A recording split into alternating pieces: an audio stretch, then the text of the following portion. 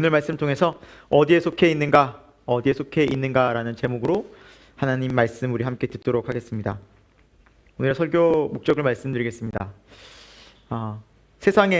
우리가 세상에 속한 자가 아니라 하나님께 속한 자구나, 하나님 나라에 속한 백성이구나 라는 것을 우리가 확실히 인식하고 또 믿고 또 그렇게 살아가게 하는데 설교 목적이 있습니다. 이 세상에 속한 자와 또 하나님께 속한 자, 이 세상에 두 부류밖에 없거든요. 중간에 없습니다. 하나님께 속하든지 하나님 밖에 있든지, 주 안에 있든지 또 주 밖에 있든지. 우리가 주 안에 있다는 것은 구원받은 상태이고 또 구원의 삶을 넉넉히 살아갈 수 있는 그 은혜 상태라는 것입니다. 중요한 것은 이것입니다. 내 상태와 지금 나의 감정이 중요한 것이 아니라 하나님의 말씀을 믿고 내 안에 역사하신 성령의 은혜가 중요한 것입니다. 그것이 바로 주 안에 거하는 상태의 특징이라는 것이죠. 그래서 우리가 비록 연약하더라도 힘들더라도 또 실수하고 우리 지난 시간에 봤지만 베드로처럼 예수님 막 부인하고 그렇게 죄를 짓더라도 그 당시로 베드로는 여전히 주 안에 있던 상태였거든요. 그러니까 우리의 잘못과 실수가 중요한 것이 아니라, 잘하고 못하고가 중요한 것이 아니라, 내가 주님께 항상 이 방향성, 주님을 소망하고 구원에 감사하고 주께 기도하고 주님을 찾고 있는가, 이것이 굉장히 중요하다는 사실이에요. 그것이 주 안에 있는 사람의 특징입니다. 반면에 세상에 속한 사람들의 특징은 여러 가지 특징들이 있어요. 오늘 말씀을 통해서 그런 부분들을 좀 살펴볼 거예요. 그래서 이걸 보면 느껴요. 내가 주 안에 있는 거구나. 세상에 나도 속했던 적이 있었지만 이제 주 안에 있는 사람으로 바뀌어졌구나. 그런 모습들을 알게 될 것 같고요. 그리고 하나님 나라에 속한 사람은 하나님 말씀에 순종하고 또 주님 말씀의 믿음으로 진리에 반응합니다. 그러니까 우리에 나타나는 변화들이 분명히 있다라는 것이죠. 그래서 저와 여러분이 그 삶의 모습 속에서 또 하나님의 말씀이 선명해진다면 아멘하여 여러분의 또 저의 삶에 그렇게 주님과 함께 동행하는 이제 실제적인 삶을 살아가면서 이 하나님의 은혜를 누릴 수 있기를 소망합니다. 세상에 속한 자의 특징을 좀 살펴볼 텐데, 우리 28절 본문 같이 한번 읽어볼게요. 28절 시작. 그들이 예수를 가야바에게서 관정으로 끌고 가니 새벽이라 그들은 더럽힘을 받지 아니하고 유월절 잔치를 먹고자 하여 관정에 들어가지 아니하더라. 이제 지난 시간부터 우리 쭉 보면 이제 대제사장, 이제 뭐 가야바라든지 안나스라든지 이런 사람들한테 또 재판을 받고 이제 로마 빌라도 총독에게 이제 끌고 갔습니다. 사람들이 새벽녘에 밤늦은 시간에 이제 빌라도가 이제 뭐 무슨 일이야 하면서 깜짝 놀라서 막 이제 일어나서 밖을 막 살피고 그렇겠죠. 그런데 오늘 본문에 보니까 관정으로 끌고 간다 그랬는데, 이제 이곳은 뭐냐면 이제 빌라도가 거하는 이제 집과 같은 곳이죠. 로마인이죠, 빌라도는. 그런데 이곳에서 유대인들이 들어가지 않고 멈추는 거예요. 예수님만 들어가고 이 유대인들은 바깥에서 있는 거예요. 왜냐하면 오늘 본문에 보니까 자신을 더럽히지 않고 유월절 잔치를, 그러니까 유월절을 잘 지낼 수 있게 하기 위해서 그곳에 갔지 않았다라고 얘기해요. 그러니까 유대인들에게는 어떤 율법이 있었냐면 이방인들과 함께하고 그들과 식사하고 교제하는 것을 같이 부정하게 여기는 그런 관례들이 있었어요. 그러니까 이 집에 들어간다, 이방인의 집에 들어간다, 이제 잠시 뒤면 유월절이 시작됐는데 이 유월절 명절에 자신들을 거룩하게 또 하나님 앞에 유월절을 잘 지키기 위해서 그 로마의 이방인의 뜰로 들어오지 않은 거예요. 그 사람들의 집에 함께하지 않은 거예요. 왜요? 유월절을 잘 지키기 위해서. 그 유대인의 전통 명절이었잖아요. 물론 이 유월절을 지키라는 것은 하나님의 명령이기도 합니다. 그런데 우리는 잘 알고 있죠. 이 유월절 어린 양이 누구를 상징하고 있습니까? 예수님이. 지금 유월절의 주인공인 예수님은 이 유대인들이 결박하고 죽이려고 그렇게 로마에 재판정에 끌고 가면서 정작 자신들은 이 유월절을 깨끗하게 지켜야지, 유월절 하나님 앞에 잘 지켜야지, 도대체 누구를 위한 유월절이고 무엇을 위한 유월절이냔 말입니까?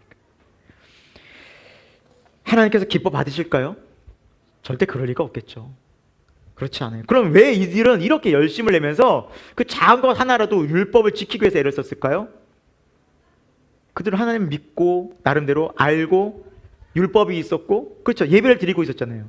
여호와 하나님을 온 세상에서 유일하게 섬기던 민족이 유대인이잖아요. 이 당시만 해도 다른 나라는 율법도 없었고 성소도 없었고 뭐 하나님 알 수가 없는 상황이었는데 이들은 성막이 있었고 성소가 있었고 성전에서 예배드렸고 율법이 있었어요. 그런데 누가 없었어요? 네, 하나님이 없었던 거예요. 하나님을 경외하는 마음이 없는 거예요. 정말 하나님을 사랑하고 하나님을 경외하는 마음이 있었다면 예수님 말씀을 들으면 누구를 알았을까요? 하늘 아버지를 아는 거예요. 여호와 하나님을 진짜 아는 거예요. 그래서 예수님을 절대 결박하지 못했겠죠. 그래서 이들의 신앙은요, 형식주의와 외형주의인 거예요. 누가 빠진? 하나님이 없는. 그러니까 하나님이 성경을 계속 읽어보면 누누이 이런 말씀들을 많이 하세요. 이스라엘을 향해서. 이사야에서도 그런 말씀이 있죠. 너희가 내게 많은 재물을 가지고 오고 내게 소를 드리고 양을 드리지만 너희가 내 마당만 밟을 뿐이니라 라고 말씀하시죠. 성전에서 그렇게 많은 제사를 드리지만 하나님은 그 제사를 기뻐받지 않는다는 거예요. 그러나 그들은 열심히 지켜요. 외형주의, 형식주의죠. 자기 만족인 거예요. 자기 만족. 여러분, 우리의 신앙도 때로는 혹여 이럴 때가 있지 않을까 점검해 봐야 돼. 늘 우리도 모르는 사이에 이 신앙적인 행위에 익숙해질 때가 있어요. 왜? 늘 하던 거니까. 10년, 뭐 20년, 뭐 꼭 횟수가 중요한 게 아니라 뭐 1, 2년 믿었더라도 이제 익숙해지면 행위로 갈 수 있는 거예요. 충분히 그렇게 될 수 있는 거예요. 근데 그 안에 마음에 하나님 원하시는, 하나님 경외하는 마음, 사랑하는 마음, 정말 하나님과 친밀한 교제가 없이 우리가 행하게 된다면 우리의 예배, 또 우리의 기도, 또 우리의 봉사와 섬김이 분명히 형식주의와 외형주의로 갈 수 있어요. 그래서 우리는 늘 기억해야 돼요. 지금 내가 예배하고 지금 내가 기도하고 말씀 읽는 이 순간 누구를 바라보고 누구를 향하고 지금 누구를 생각하고 있는가? 누구여야겠어요? 예수 그리스도예요. 그리스도라는 뜻을 우리는 살펴봤죠? 나의 왕 되시고, 그렇죠? 선지자 되시고 말씀하시고 제사장 되시는 우리 예수 그리스도를 내가 생각하면서 모든 자리에 모든 시간에 대하는 거예요. 이제 우리는 신학적인 개념으로 알잖아요. 우리 마음이 지성소가 됐다는 거예요. 그렇죠? 우리 주님 마음에 거하시는데. 근데 우리 마음이라는 것은 마음을 써야 되는 거예요. 그렇죠? 예. 저절로 우리가 주님께 집중하지 않아요. 온통 우리 마음은 세상에, 환경에, 조건에, 상황에 마음 뺏길 때가 참 많아요. 예. 주님의 말씀을 막 믿고 이렇게 기쁨으로 가다가도 누가 한마디 딱 던지는 그 말이 내게 돌처럼 땅 맞아요. 아야! 아프면서 그것이 계속 생각나요. 날 왜 때려? 저 사람 왜 나한테 이런 말 했지? 저 사람 왜 저럴까? 난 언제까지 이런 대우를 받아야 할까? 하면서 이제 점점점 내 마음에서 이제 주님보다 그 사람의 말과 그 사람의 행동이 먼저. 모든 문제들이 마찬가지예요. 갑자기 건강 이상이 생겼어요. 가족의 문제가 생겼어요. 그럼 그 문제와 상황이 내 안에 더 현실되는 거예요. 그러니까 내 마음을 계속해서 주님께 쓰는 연습을 해야 돼요. 쓰는 연습. 우리 교회가 올해 초부터 이제 기도 일기를 쓰기를 시작했어요. 이제 몇몇 분들과 함께 8명에서 이제 시작을 했는데 지금은 좀 많이 조금씩 소강이 상태가 돼서 한 50%가 남아서 계속 이걸 하고 있는데, 어쨌든 이 시간들을 이제 가지면서 목적이 뭐였냐면 하나님과 함께하는 그 시간을 우리가 기록하고 생각하고 연습하자. 물론 쉽지가 않죠. 쉽지가 않고. 그래서 최근 들어서 이제 좀 바뀐 게 뭐냐면 저도 써요. 예, 그래서 기도일기라는 이름을 좀 바꿔서 주안시라고 바꿨어요. 주님 안에 거하는 시간. 그래서 아침부터 이렇게 틈틈이 주님 안에서 거하면서 주님을 생각하면서 또 주님께 주신 마음을 저도 이렇게 기록을 하고 그걸 기도를 서로 이렇게 나눠요. 따로 멘트는 안 달아요. 왜? 하나님께 드리는 시간이고 하니까 거기에 특별한 멘트가 필요 없겠죠. 그들의 마음속에 또 하나님의 성령으로 감동이 있어서 그렇게 쓰는 시간들이니까, 그래서 서로 이렇게 기도하면서 이렇게 삶을 같이 공유하고 나누고 있어요. 참 좋더라고요. 저도 이걸 써보니까 그런 유익함들이 있어요. 뭐냐면 삶 속에서 자꾸 하나님을 의식하는 게 연습이 되어져요. 네, 실제로. 그러니까 이렇게 살아야 되는구나, 의식해야 되는구나. 계속해서 나 스스로가 계속해서 그걸 하고 있는 거죠. 매우 유익한 시간이 되더라고요. 그래서 우리 교회가 또 기도하는 교회이지 않습니까? 그래서 다음 달부터는 이제 우리 교회에 모든 성도들에게 오픈을 해서, 이거는 절대 강요가 아니에요. 특별히 셀 지기분들 뭐 억지로 해야 된다, 저는 강요하지 않습니다. 뭐 셀 지기니까 해야 된다, 저는 그렇게 원치 않아요. 정말 원하는 마음이 있을 때. 그래서 저에게 이렇게 주시면 저도 이제 같이 기도를 나누고 이제 공유해요. 저만 이제 보고 있으니까 딴 사람한테 막 기도를 막 이렇게 그렇게 공유하지 않고 저만 갖고 있고 같이 또 기도하고 또 같이 삶을 나누는. 뭐 물론 저의 기도 제목 계속 나누는 거죠. 같이 이야기하는 건데 참 좋더라고요. 그래서 우리 교회가 중요한 건 매일 일상에서 이렇게 주님 생각하고 주님과 함께하면 얼마나 좋을까. 기도란 게 특별한 게 아니거든요. 특별한 일이 있을 때만 기도하는 것이 아니거든요. 우리 일상이. 그러니까 제가 이거 해보면서 느낀 게 뭐냐면 매일이 새롭구나라는 거예요. 저도 마찬가지죠. 아침에 일어나서 아내 출근을 돕고 애들 학교 가는 거 보내고 교회 출근해서 목사님과 점심을 먹고 와서 또 오후에 일을 보고 집에 가서 애들을 보고 마무리하고 기도일기 쓰고 이제 자고 다음날 되면 또 아내 출근을 돕고 애들을 보내고 일상이요. 월, 화, 수, 목, 금까지 똑같고 토요일은 조금 일상이 좀 다르겠지만 교회 와서 그러니까 거의 뭐 일주일도 그렇고 똑같아요. 패턴이. 그런데 기도일기를 쓰다 보니까 그 매일매일이 새로워요. 그날에 만나는, 그날에 경험하는, 그날에 나에게 말씀하신 하나님이 단 하루도 똑같은 날이 없어요. 이렇구나.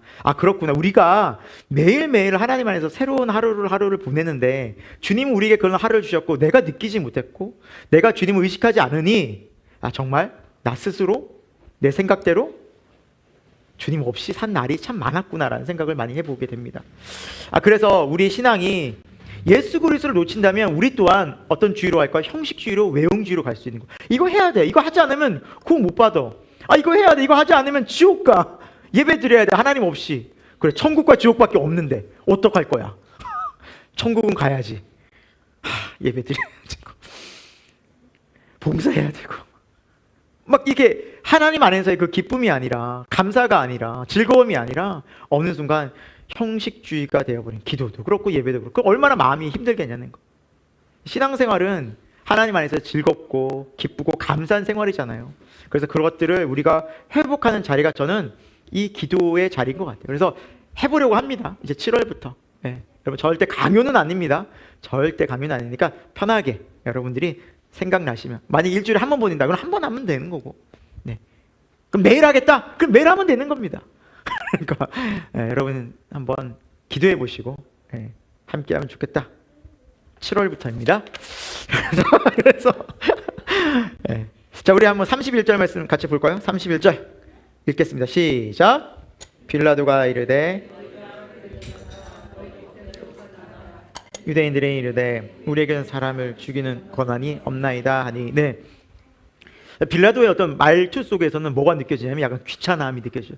너희 법도인데 여기까지 왜 와가지고 새벽에 사람 이렇게 피곤하게 만드냐라고 하니까 유대인들이 뭐라 말해요? 우리에게는 사람을 죽일 권한이 없습니다. 그럼 지금 누구를 죽이려고 하는 거예요? 맞아, 예수님 죽이고 싶은 거예요. 예수님 죽이고 싶은 거예요. 신성모독으로 자신을 하나님이라 그러고 말이지, 막 성전을 막 헐고 살려내 짓는다 그러고 막 이렇게 막 자기네들은 그러니까 그 본질의 의미를 알 생각도 하지 않고 고민도 하지 않고 그냥 자신들의 감정과 자신들의 생각과 틀리다고, 자신들의 원하는 메시아가 아니라고 그냥 죽여버리고 싶은 거예요. 이 마음들이 막 불을 듯 일어나서 죽이려고 했던 거죠. 그러니까 유대인들의 법에는 실제로 죽일 수 있는 법이 없는가? 실제로 없어요. 그러니까 유대인들의 최고 의결 기구는 여러분 잘 알다시피 사네드린 공회라는 데가 있었어요.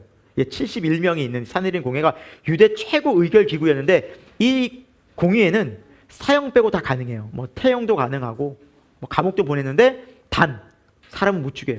이거는 로마의 형벌, 십자가형이에요. 그러니까 이들은 그 목적을 가지고 유대인들은 와서 이 로마의 법으로 빌라도의 재판을 통해서 예수님을 이제 십자가에 못 박아서 죽여버리려고, 대제사장이나 장로나 서기관들이 이제 예수님을 죽여버리려고 작정을 하고 찾아왔던 것입니다. 자, 우리 다음 말씀 한번 읽어볼까요? 32절 시작. 이는 예수께서 자기가 어떠한 죽음으로 죽을 것을 가리켜 하신 말씀을 응하게 하려 함이러라. 네, 분위기상으로는 유대인들이 예수님을 잡아 끌고 가고 로마 군병들이 막 이렇게 지키고 있고 로마의 재판을 빌라도의 재판을 받아서 마치 예수님이 죄인 취급받는 것 같지만 그리고 이렇게 잡혀서 죽임 당하는 것 같지만 원래 성경을 자세히 보면 하나님의 뜻 안에서는 예수님은 지금 죽으시러 온 거예요. 6월절 어린 양으로 예수님 이것 때문에 오셨다라고 누누이 말씀해 주셨습니다. 우리 그것도 한번 찾아볼게요. 마태복음으로 한번 가볼게요. 20장으로 가봅니다. 마태복음 20장 우리 17절에서 19절.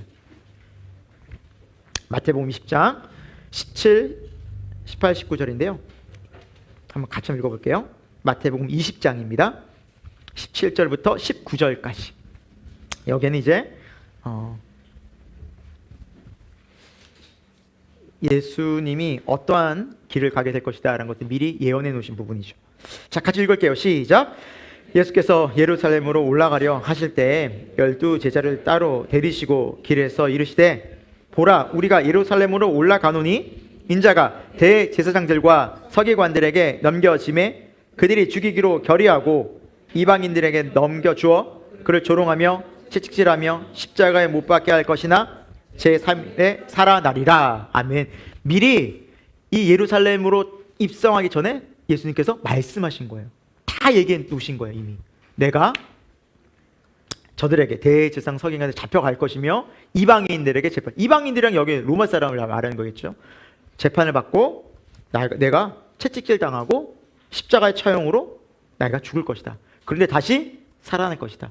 그러니까 예수님은 지금 하나님의 뜻 가운데서 우리를 구원하시기 위해서 그 길을 가고 계셨던 것이고, 지금 옆에서 유대인들, 뭐 대제사장이나 서기관들이나 또 바리새인들이나 예수님을 죽이려 했던 무리들, 심지어 이 로마 사람인 또 빌라도까지 다 하나님의 뜻 안에서 지금 도구로 쓰임 받고 있는 거죠. 그렇죠? 그런데 선한 도구일까요? 악한 도구일까요? 악한 도구, 선한 도구는 아니죠. 하나님의 영광을 위한 도구는 아니니까. 가룟 유다도 마찬가지고 다 그렇게 쓰임 받. 어차피 예수님은 그 길을 가고 계셨는데 거기에서 이 악한 사람들은, 세상에 속한 사람들은 자신의 욕심과 자신의 생각과 자신의 판단대로 예수님에 대해서 그렇게 악의적으로 대하는데 그것 또한 하나님께서 다 도구로 쓰시는 거예요. 우리가 세상을 살아가면 악한 도구로도 쓰임받을 수 있고 또 선한 도구로도 쓰임받을 수 있어요. 주님이 쓰기에 합당한 깨끗한 그릇이 되어서 선한 도구가 될 수도 있어요. 세상에 속한 사람들은 악한 도구로 쓰임받는 거예요. 네. 그들의 열심, 그들의 잘못된 생각들, 그들의 세상을 향한 그 생각들 때문에 예수님을 공격도 하고 교회를 무너뜨리기도 하고 때로는 막 믿는 사람들을 괴롭히기도 하겠지만 하나님께서 그걸 다 통해서 하나님의 뜻을 이루는데 그냥 사용하시는 것뿐이에요. 우리가 구약의 역사를 보면 알잖아요. 아수르, 바벨론, 애굽 이런 나라들, 애굽의 바로왕 하나님의 도구였다고 성경은 말씀하고 있죠. 그렇죠? 네. 그래서 애굽의 바로도 하나님이 그의 마음을 강팍하게 하셔가지고 이스라엘 사람들을 그렇게 대하게 하시는 거예요. 네. 그러니까 다 하나님의 도구로 쓰임 받는 거예요. 세상에 속한 사람들은 악한 도구로. 그런데 우리가 이 세상 살면서 기왕이 쓰임 받을 거 선한 도구가 되면 좋겠습니다. 주님 앞에서 의로운 복음을 위한, 그렇죠? 주님 나라를 위한 그런 쓰임 받는 저와 여러분 됐으면 좋겠습니다. 우리 33, 34절도 같이 읽어볼게요. 시작. 이에 빌라도가 다시 관정에 들어가 예수를 불러 이르되 내가 유대인의 왕이냐? 예수께서 대답하시되 이는 내가 스스로 하는 말이 다른 사람들이 나에게 대하여 내게 한 말이냐라고 이제 말씀하는 부분이 나오는데, 예수님은 이제 관정 안에 있었고요. 유대인들은 거기 안에 못 들어오니까 요 바깥에 있을 거예요. 여기서 막 얘기하다가 유대인이랑 얘기하다가 다시 관정 안에 있는 예수님만 와서 대화를 하는 장면입니다. 그런데 이렇게 얘기하는 거예요. 내가 유대인의 왕이냐? 라고 물어요. 여러분, 이 말은 빌라도가 정말 이 예수님을 유대인의 진정 왕으로, 정말일까? 유대인이 왕이라면 얘기가 달라지는데 내가 지금 왕을 대하는 건데 뭐 그런 왕으로서의 그런 말이 아니라 그런 뭐 알고 싶은 마음이 있는 것이 아니라 유대인의 왕은 현재 누구였습니까? 헤롯이었죠. 헤롯이에요. 헤롯이라는 왕이 있었어요. 그럼 내가 모르는 왕이 또 있단 말이야? 그럼 왕이 2명이면 나라가 어떻게 되겠습니까? 혼란스러워지는 거예요. 그러니까 빌라도가 내가 유대인의 왕이냐는 것은 정말 왕으로서 이분이 정말 특별하다, 이분이 어떤 분인가 알고 싶어가 아니라 이러면 곤란한데, 왕이 둘이면 지금 총독이잖아요. 그러니까 로마의 통치를 대신 관할하는 거예요. 그러니까 이 빌라도에게 가장 관심거리는 뭐였겠냐면 나라가 혼란스럽지 않은 거예요. 밀란이 안 일어나는 거예요. 그런 밀란이 일어나고 혼란스러우면 자기는 잘리거든요. 로마의 위에 상부로부터 질책을 당하거든요. 그러니까 이 사람의 관심은 뭐냐면 땅에서 이 나라가 문제없이 지내는 거예요. 예수님이 뭐 하나님의 아들이고 뭐 왕이고 상관이 없어요, 자기는. 그러니까 그 속마음을 아시는 거예요. 네가 나에게 물어보는 그 왕이라는 말이 어떤 의도인지 안다. 그래서 34절에 예수님께서 어떻게 대답하시냐? 이는 내가 스스로 하는 말이 아니면 다른 사람이 나에게 대하여 내게 한 말이냐. 그러니까 네가 스스로 궁금해서 정말 유대인의 왕으로서 이분이 그런 분으로 내가 대해야 되는가? 이분이 그런 분인가? 그런 위대한 분인가? 그런 놀라운 분인가? 라고 관심이 있어서 그런 게 아니라 사람들이 그렇게 얘기하니까 진짜인지 한번 알아나 보자 라는 마음이에요. 그러니까 그 솔직한 심정에는 예수 그리스도를 그리스도로 대하는 마음이 아닌 것을 예수님은 알고 계셨어요. 그러니까 예수님은 그 빌라도 앞에서 막 구구절절히 내가 하나님의 아들로 너도 구원하러 왔고 너 구원 받아야 돼. 너 로마인이지만 구원이 필요하고 우리는 죄인이야. 이런 얘기 설교 아무 말씀도 안 하시고 딱 잘라서 말씀하시는 거예요. 하나님은 우리의 모든 속을 다 알고 계세요. 그리고 정말 우리가 하나님에 대해서 진정 어린 정말 관심을 갖고 전심을 다해서 하나님을 찾는지 알고 계셔요.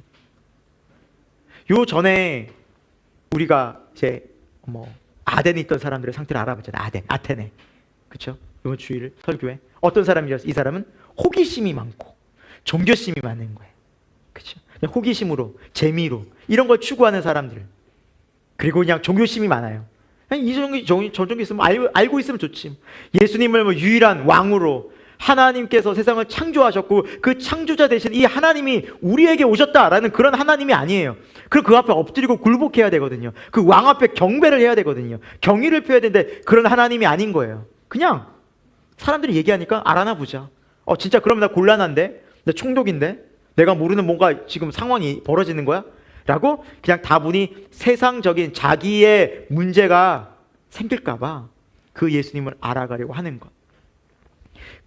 그렇게 된다면 우리는 진심으로 진정으로 주님 앞에 마음을 다하여서 나가는 것이라 볼 수가 없겠죠. 그러니까 주님은 아시는 거예요. 우리가 정말 전심으로 주님을 찾는지 아니면 그냥 호기심인지 아니면 문제, 단순한 어떤 일 때문에 그러는 건지. 우리가 예수 그리스도를 전심으로 메시아로 구원자로 하면 상황이 달라지는 거예요. 왜? 우리를 창조하신 분, 세상을 통치하시는 분이 이 땅 가운데 오셔서 말씀하시고 구원하셨다면 그것은 변하지 않는 진리이기 때문입니다.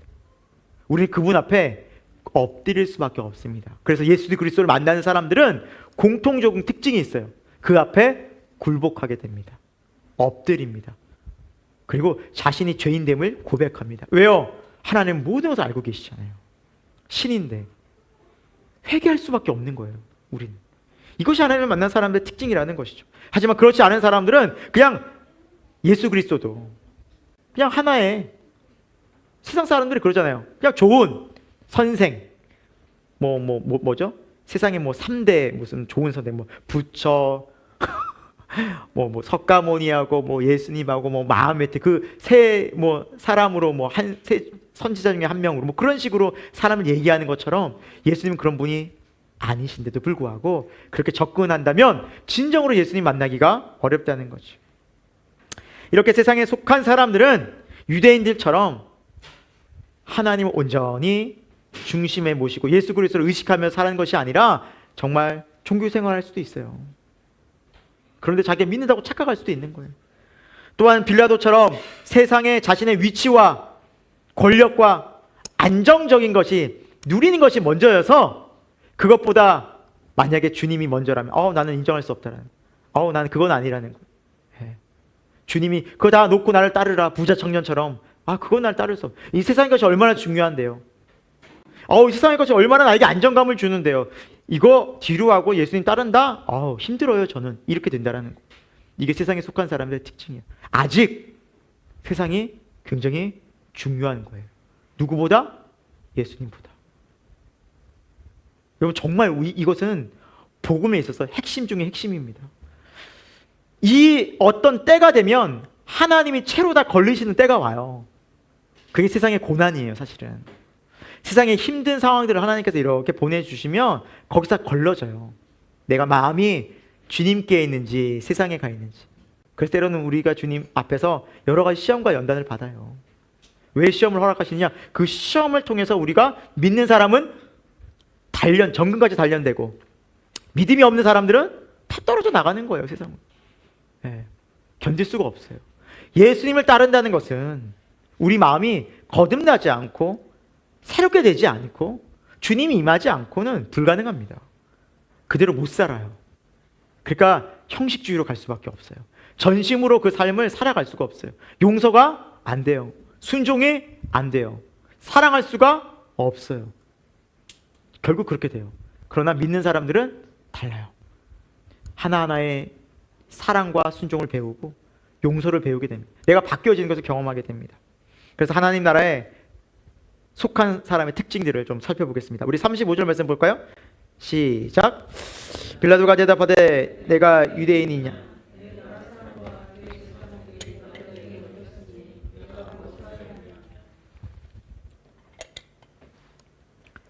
자, 로마 사람인 빌라도는 예수님을 전혀 알아볼 수 없었죠. 예수님을 눈으로 보고 직접 만나봤지만 예수님이 누군지, 하나님의 아들이고 구원자인지 전혀, 세상의 왕이신지를 전혀 몰랐죠. 그러면 로마 사람이라고, 이방인이라고 몰랐을까요? 그렇지 않아요. 마가복음 15장에 보면 이제 예수님을 마지막에 처형하고 그 처형 전체를 담당했던 백부장이 나와요. 로마 사람 백부장. 로마 군대의 백부장이 나오는데, 이 사람은 예수님을 처형하고 이렇게 얘기해요. 이분은 진실로 하나님의 아들이었도다라고 고백해요. 로마 사람임에도 불구하고. 그러니까 알아볼 수 있는 눈이 열리게 된 거죠. 그러니까 로마 사람이라고 해서, 이방인이라고 해서 예수님을 못 알아보는 것이 아니었다라는 거예요. 그러니까 이방인이냐 유대인이냐 것이 중요한 것이 아니에요. 그 마음에, 하나님을 향한 마음과 또 주님의 은혜가 있으면 이방인이든 유대인이든 모두가 예수 그리스도를 알아볼 수 있다라는 거예요. 우리 36절 말씀도 한번 읽어볼게요. 시작. 예수께서 대답하시되 내 나라는 이 세상에 속한 것이 아니니라. 만일 내 나라가 이 세상에 속한 것이었더라면 내 종들이 싸워 나로 유대인들에게 넘겨지지 않게 하였으리라. 이제 내 나라는 여기에 속한 것이 아니니라. 아멘.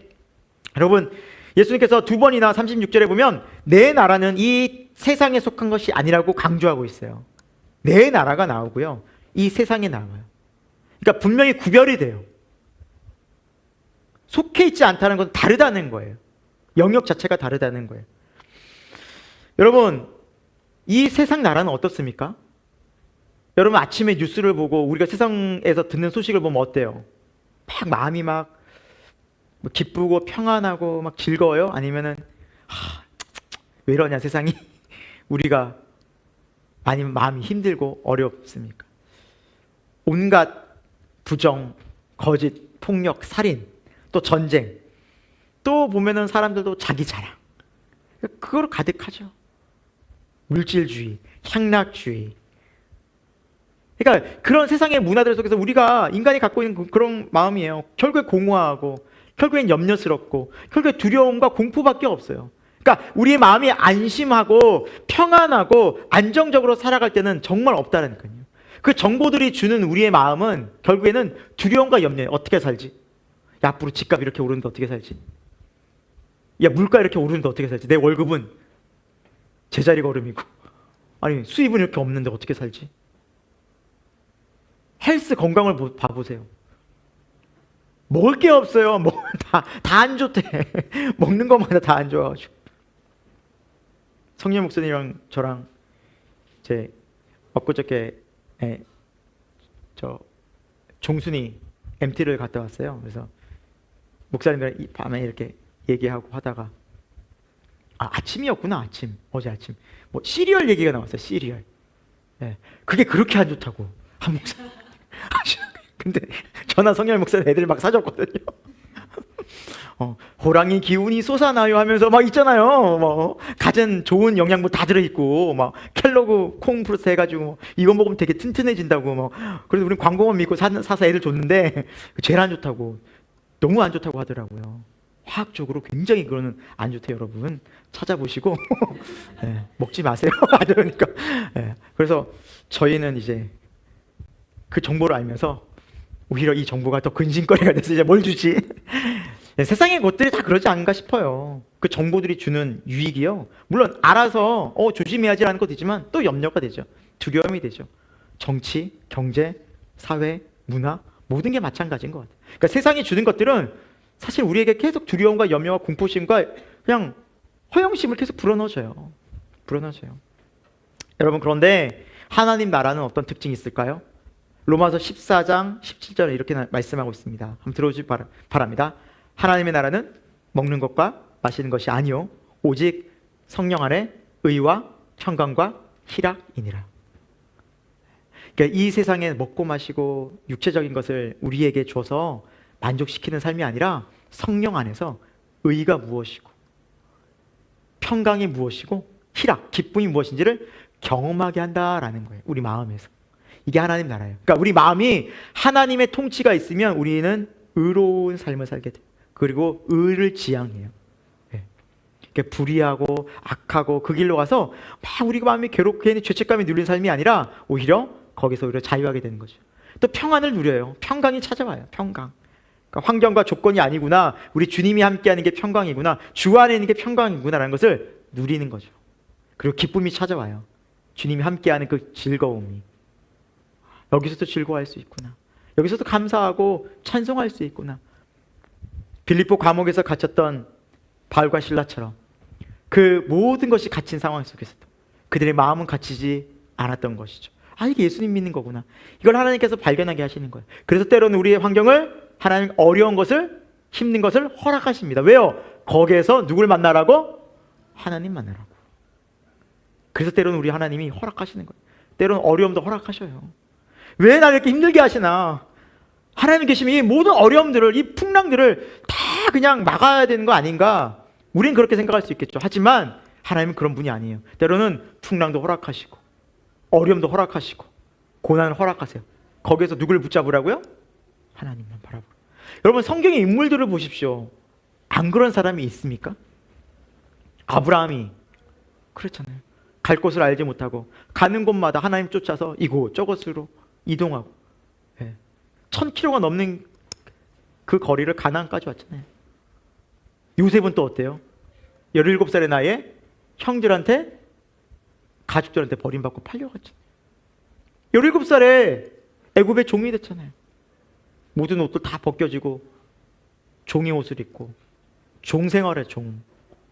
구타와 폭언과 미움과 차별을 겪지 않았겠습니까? 그 어린 10대 소년이 뭘 알았을까요? 뭘 알았을까요? 그의 손과 발은 다 부르트고 상처투성이고 무시당하고, 그곳에서 요셉은 누구만 바라봤을까요? 맞아요. 우리 그거 알잖아요. 본문 봐서. 하나님만 바라. 하나님 안에서 형통한 삶을 살았지.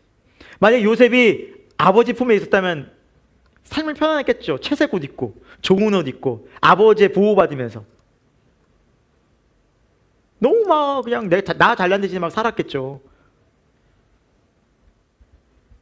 그러나 하나님은 그 삶을 뒤로 하고 종의 자리를, 그런데 그 고난 속에서 하나님과 동행하는 삶을 경험하게 하시잖아요. 요셉의 신앙이 어떻게 됐습니까? 단단해지는 거예요. 견고해지는 거예요. 주님만 바라보는. 그래서 준비시켜서 애굽의 총리가 되게 하시죠. 그러니까 하나님께서는 우리로 하여금 이 땅에서 많은 어려움과 연단을 겪게 하시는 이유가 있어요. 근데 그곳에서도 누구를 경험하라고요? 하나님이요. 성경을 보십시오. 요셉이 불평합니까? 불평 안 해요. 그 두려움 속에서 난 매일매일 하나님을 의식하니까. 그러니까 여러분, 우리가 정말 주님과 함께하는 삶은 불평과 원망과 두려움이 떠나가요. 실제로. 그러니까 우리 마음을 어디 써야 되는 거예요? 믿음은 진짜 하나님께 써야 되는 거예요. 여러분, 진짜 기도하셔야 돼요. 그래서 진짜 말씀 붙잡고 살아보셔야 돼요. 그게 예수 그리스도께서 통치하시는 나라를 경험하는 거예요. 의와 평강과 희락이 그래서 내 안에 실제되는 것을 경험하는 삶이 바로 거듭난 삶이에요. 그러니까 이게 가능해졌어요. 이것을 우리가 살아내는 삶의 자리는 하나님께서 허락하신 자리예요. 이제 그것을 저와 여러분이 순종하면서 살아갈 수 있기를 소망합니다. 여러분, 하나님의 나라는 또 어떤 특징이 있습니까? 오늘 말씀해 보니까 36절에 내 나라는 이 땅에 속한 것이 아니다. 만약에 속하였다면 내 종들이 싸워서 유대인들이 나를 넘기지도 못하게 했을 것이다. 이미 내 종들이 가만히 있지 않았다라는 거예요. 개입했다라는 거예요. 하나님의 강력한 통치로 세상에 어떤 세력이 함부로 할 수 없게 만들었다라는 거예요. 하나님의 나라는. 여러분, 그래서 여러분, 하나님의 나라가 내 마음에 임하잖아요. 사탄 마귀가 나를 지배할 수 있을까요? 없을까요? 없는 거예요, 여러분. 마귀가 나를 이끌어갈 수 없어요. 우리 마음에는 예수님이 내 안에 오시는 순간 주님이 다스리기 때문에 사탄이 못 들어와요. 단, 사탄은 뭘 할 수 있을까요? 유혹은 할 수 있어요. 시험거리는 줄 수 있다고요. 내가 약해져 있을 때, 내가 하나님과 시선이 멀어지고 떠나 있을 때, 내가 세상의 마음 빼앗겨져 있을 때, 그냥 여지없이 그 틈으로 사단이 유혹하는 거예요. 더 세상을 불어넣고, 더 염려를 불어넣고, 더 두려움과 근심으로 막 잡아가는 거예요. 그러면서 말하죠. 기도할 수 없어. 예배할 수 없어. 찬송할 수 없어. 그 부정적인 마음과 그 두려움을, 염려를 몰아넣는 거예요. 그건 100% 사탄의 생각이고 거짓말이에요. 사탄은 거짓의 아비라고 그러잖아요. 거짓말에 능한 자가 사탄이에요. 우리 기도할 수 없는 것이 아니라 기도할 수 있어요. 그때도. 우리 그래서 시편 40편에 봤잖아요. 내 영혼아 어찌하여 내 속에서 낙심하고 두려워해. 너는 하나님께 소망을 두라. 하나님을 찬송하게 될 것이다. 수많은 시편들이 그걸 얘기하고 있어요, 여러분. 믿음의 사람들은 그 방향으로 가는 거예요. 어떤 상황 속에서도, 어떤 순간 속에서, 어떤 낙심 속에서도 이 낙심이, 이 문제가 나를 지배할 수 없어라고 선포하는 사람이 믿음의 사람이에요. 이게 믿음이에요. 그건 어떻게 하는 거예요? 내가 순종하는 거예요. 하는 거예요. 할 때만 이걸 경험해요. 생각으로 해도 안 돼요. 내가 실제로 주님 앞에 이 믿음을 써야 돼요. 그렇게 여러분의 어떤 상황 가운데, 어떤 형편 가운데 두려움과 어려움이 몰려올 수 충분히 있겠죠? 왜 없겠냐고요? 있어요. 그때 우리는, 믿음은 하나님 앞에 고백하는 거예요. 찬송을 부르는 거예요. 그러니까 거기에 속지 마시라고요. 지금 어떻게 찬송이 나와? 할 수 있다니까요. 그러니까 이게 내 능력이 아닌 거예요. 왜요? 변화된 나를, 새롭게 된 나를, 하나님 나라가 내게 임한 나를, 하나님이 통치하시는 나를, 예수님이 주인된 나를 이제 경험하는 게 신앙생활이에요. 전과는 다른 거예요. 해보시라니까요. 그래서 이걸 경험해 보셔야 돼요. 그래야 여러분이 기도를 해요. 그래서 기도가 중요하구나. 그래서 매일 순간 하나님을 찾으라는 거구나. 이걸 알게 돼요. 비로소 알게 돼요. 그 유익함을 알게 돼요. 그 유익함을 알게 되면 어떨까요? 계속하는 거예요. 계속하는 거예요. 이것은 우리가 경험을 통해서 알게 돼요, 여러분. 경험을 통해서.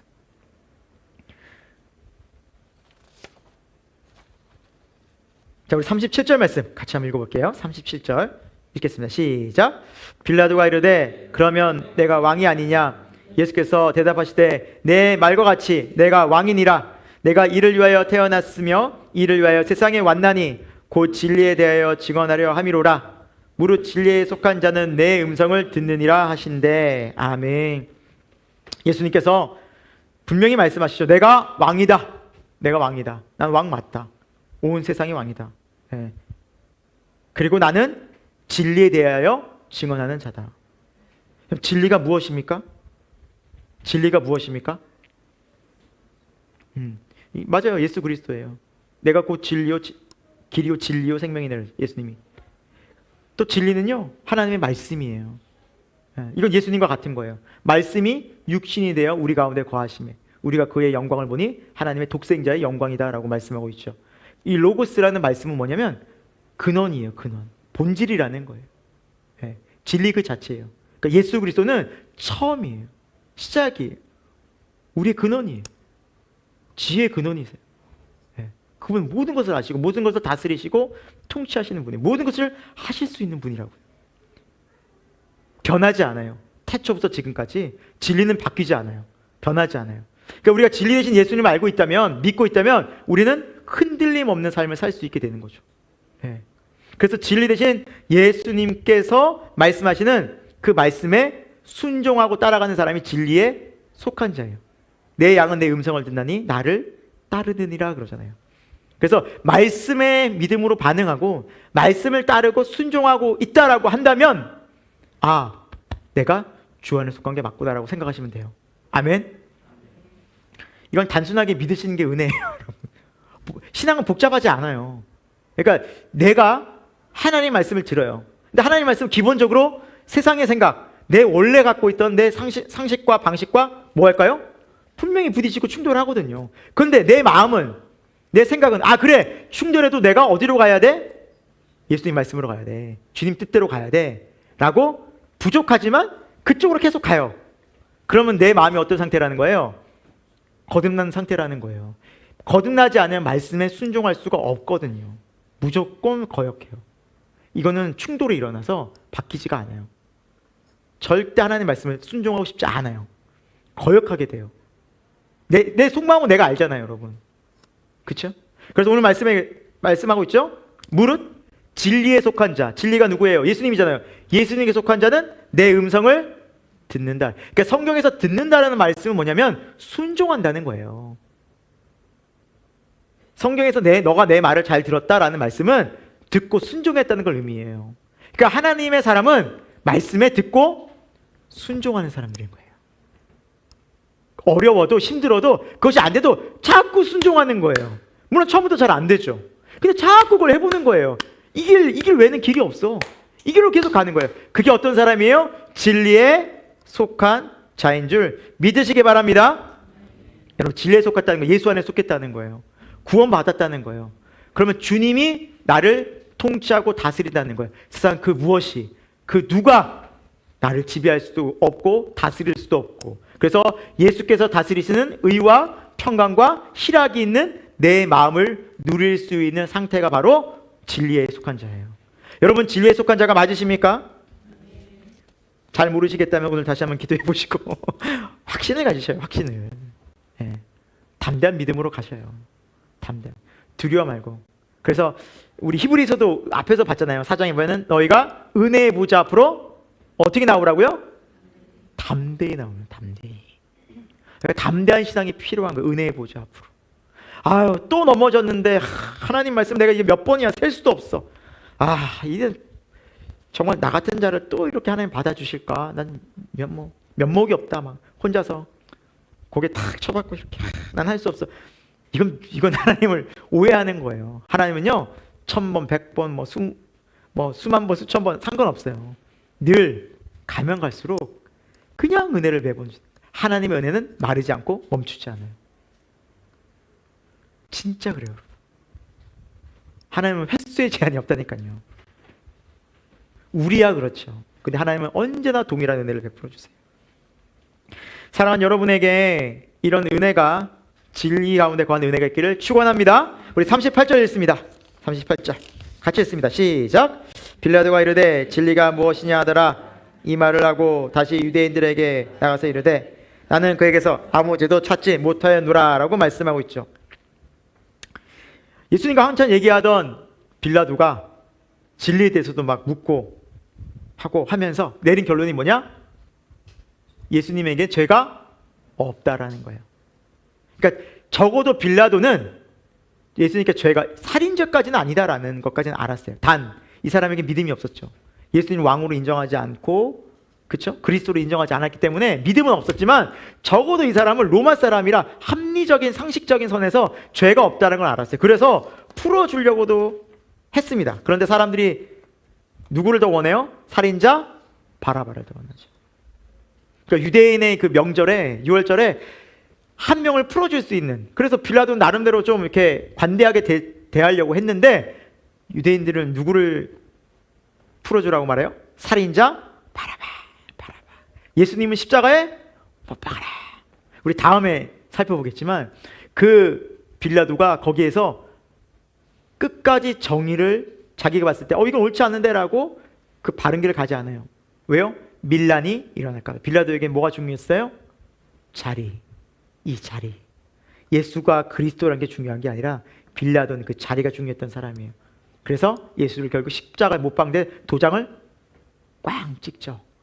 그래서 지금까지도 이름이 거론되죠. 사도신경 외울 때 본디오 빌라도에게 고난을 받아 십자가에 졌다고. 그냥 지금까지 2000년을 내리 잘못된 선택하는 그렇게 쓰임 받고 있어요 지금. 잘못된 선택으로. 사랑하는 여러분, 말씀을 마무리합니다. 세상에 속한 자는 때로는 교회를 나온다고 해도 신앙생활을 한다. 우리는 이제 그걸 알아야 돼요. 교회를 나오는 것 자체가 우리에게 구원의 증거가 아니에요. 그렇죠? 유대인들이라고 다 믿음이 있는 것 아닌 것처럼, 유대인이라고 다 구원받는 것 아닌 것처럼, 교회 다닌다고 해서 다 구원받는 게 아니라는 우리는 알고 있어요. 누가 중심이 돼야 돼요? 예수 그리스도. 이제 우리는 선명하죠. 십자가에서 연합되는 거, 날마다 주님을 따르는 거. 사랑하는 여러분에게 또 우리 새생명교회가 그렇게 예수 그리스도를 십자가에서 주님과 함께 따르는 그런 은혜가 실제되어져서 야, 이것이 믿음 생활이군요 라는 그런 실제된 은혜가 더 깊어지기를 소망합니다. 그래서 그 안에서 우리는 뭘 느끼냐? 의와 평강과 희락이 있다는 거 잊지 맙시다. 십자가 연합 속에서 하나님 이걸 주십니다. 그래서 우리가 잃어버리면 안 돼요. 혹시 내 마음에 평안이 사라져요. 점점 기쁨이 없어요. 또 어느 순간 하나님과의 관계가 뭐 형식적인 것 같아요. 그럼 그건 뭐예요? 위기인 거예요. 깜빡이가 들어온 거예요. 사이렌이 들어온 거예요. 그대로 계속 가다가는 우리 영적으로 굉장히 힘들어져요. 더 힘들어져요, 여러분. 시간이 그렇게 지체되면 안 돼요. 빨리 뭐 해야 돼요? 회복해야 돼요. 그럼 건강도 그러지 않아요? 건강 우리 몸도 마찬가지잖아요. 열나요, 기침해요, 어디 아파요, 약국 가거나 병원 가잖아요. 당연히 그렇게 하잖아요. 그럼 건강이 회복되잖아요. 마찬가지예요. 영적으로도 마찬가지예요. 민감해야 돼요. 사랑하는 여러분에게 그런 성령의 은혜가 함께해서 오늘 이 귀한 예배 시간에 내 잘못된 부분들, 은혜의 보좌 앞으로 담대히 나가서 그 영적인 부분을 회복하고 예수 그리스도와 함께 다시 동행하고 연합하고 그런 실제된 십자가의 은혜가 있기를 축원합니다. 기도합시다. 하나님 감사합니다. 오늘 우리에게 주 예수 그리스도의 십자가의 은혜, 우리 주님의 사랑의 귀한 말씀의 메시지를 듣게 해 주셨습니다. 하나님, 우리는 어디에 속해 있는지 다시 한번 마음을 점검하기 원합니다. 우리는 세상에 속한 자가 아닙니다. 이제 하나님께 속한 자가 되었습니다. 주 안에 머무는 자가 되었습니다. 주 안에 거하면서 주님과 연합하여 십자가에서 예수님과 함께 연합한 그 삶이 실제되어져서 우리 안에 주님께서 함께 하시는 삶을 누리고 감사하고 기뻐하고 찬송하는 삶이 되도록 인도하여 주옵소서. 예수님의 이름으로 기도합니다. 아멘. 지금도 살아 역사하신 하나님 아버지, 오늘 귀한 수요 기도에 우리를 부르셔서 우리 예배를 받으시고 또 우리에게 말씀 허락해 주셔서 이 험한 세상 가운데서, 이 어두운 세상 가운데서, 이 하나님 없는 세대 속에서 하나님이 빛이요 진리요 생명이요 구원이요 소망 되신다는 이 귀한 말씀을 주심에 너무너무 감사함을 드립니다. 그 소망의 확신을 우리 마음에 주신 것 너무너무 감사함을 드립니다. 성령을 주셔서 다시 한번 주님께 나아갈 수 있는 은혜를 주셔서 참 감사함을 드립니다. 이제 주님, 우리가 믿음을 써 예수 그리스도 앞으로 나아가고 십자가 앞으로 나아가고 하늘 아버지 앞으로 담대하게 나아가는 믿음 되게 하여 주옵소서. 그리고 그 자리에서 살아계신 하나님을 만나게 하여 주옵소서. 그 좋으신 하나님을 경험하고 찬송하는 인생으로 바꾸어 주옵소서. 모든 염려와 두려움 속에, 낙심과 근심 속에, 모든 환경은 우리로 하여금 기도할 수 없고 하나님을 찾을 수 없고 막막하여 어디를 봐도 좌우를 봐도 다 꽉 막힌 것 같은 상황일지라도 믿음의 눈을 열어 우리가 주를 바라볼 때 우리 하나님을 만나고 하나님의 역사와 하나님께서 잠잠케 하시는 놀라운 은혜를 경험하는 살아있는 신앙 될 수 있도록 도와주옵소서. 주님과 함께하는 믿음이 실제될 수 있도록 하나님, 우리의 마음을 주님 앞에 전심으로 드리는 믿음 될 수 있도록 인도하여 주옵소서. 지금은 우리 주 예수 그리스도의 십자가의 은혜와 하나님 아버지 그 영원하신 사랑하심과 성령 하나님의 감화 감동 역사하심이 주님께 속한 자로, 주 안에 거하는 자로, 주님께서 주시는 참된 안식과 평안과 위로와 기쁨과 하늘 소망을 가지며 살아가기를 다시 한번 기도하고 다짐한 우리 새생명교회 모든 교우들의 삶 속에, 저들의 마음 속에 지금부터 영원토록 함께 하옵시기를 간절히 축원하옵나이다. 아멘.